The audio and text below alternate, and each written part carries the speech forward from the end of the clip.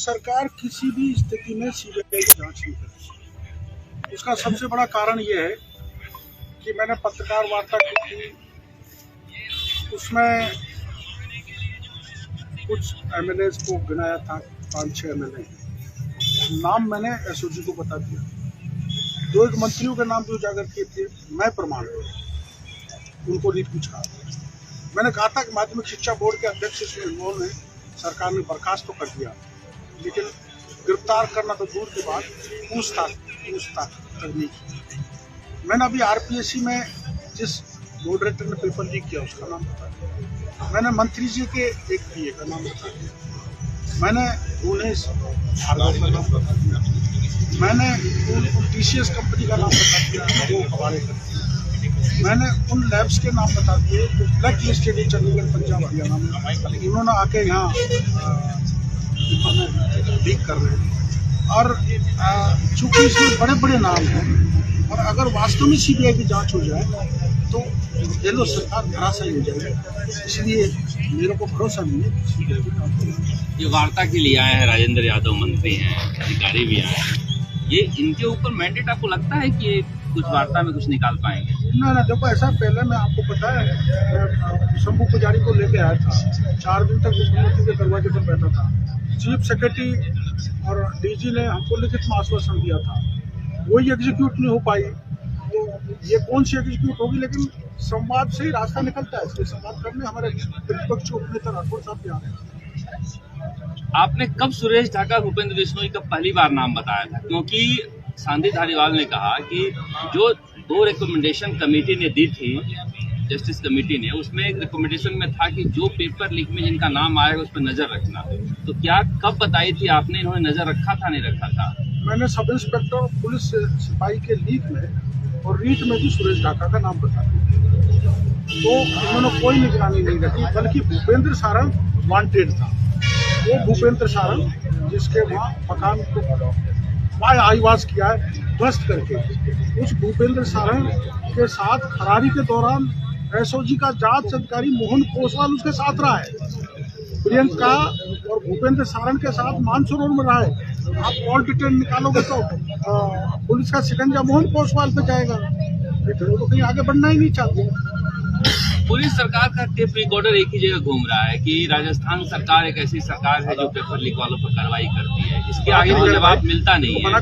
तो ये जो कार्रवाई है इसमें आपको लगता है कि सुरेश ढाका और भूपेंद्र बिश्नोई जो है वही पेपर निकाल के लाए, या फिर इसमें बड़े लोग देने के काम में रहे हैं पहले भी? इसमें जो है, इसमें उदाराम सिपाही का पेपर लीक हो, उदाराम ने मोहन कोसवाल ने ये नहीं पूछा उदाराम तेरे पास कहाँ से आया।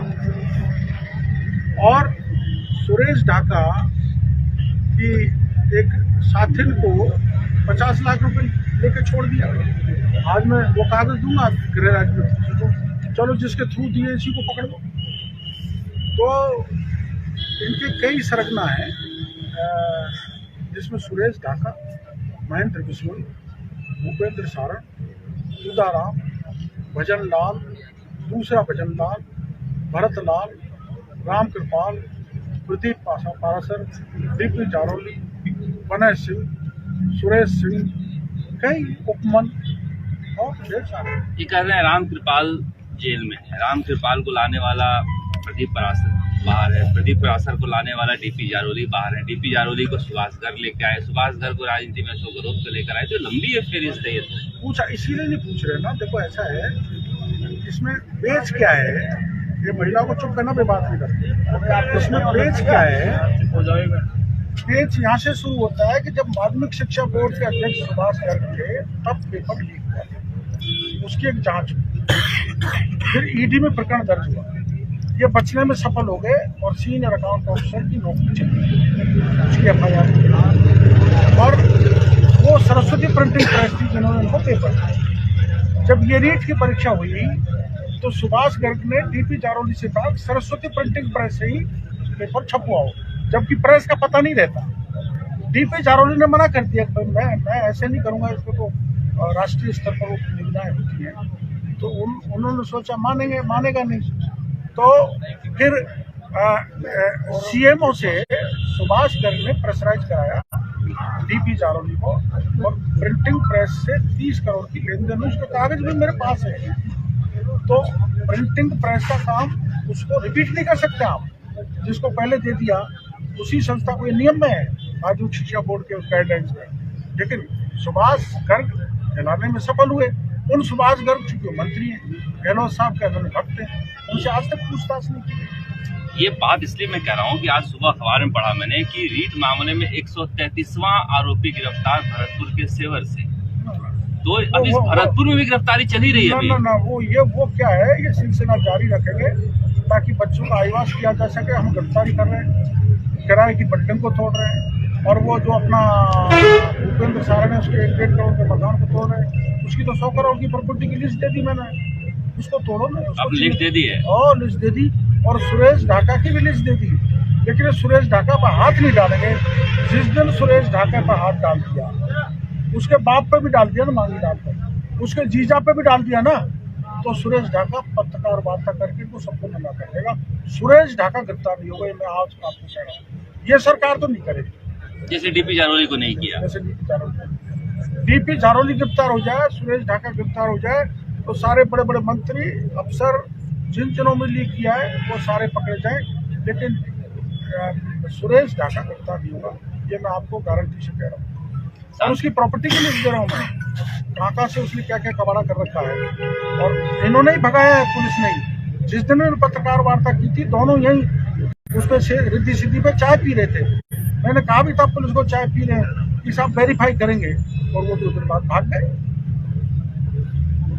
सांदी धारीवाल कह रहे हैं कि बीजेपी सरकार में इतने सारे पेपर लीक हुए थे, वो लिस्ट लेकर बैठ गए। तो आपको इसलिए राज में भेजा है क्या, ये गैर जिम्मेदार न बयान? ठीक है, हमारे टाइम पे लीक हुए तो भुगत लिया हमने, उसकी भी जांच हो जाए। हाँ, उसकी भी जांच हो जाए, हमने भुगत लिया।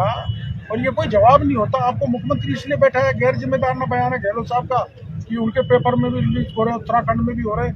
अरे आपको मुख्यमंत्री इसलिए बनाया कि यहाँ सब कुछ ठीक रहे।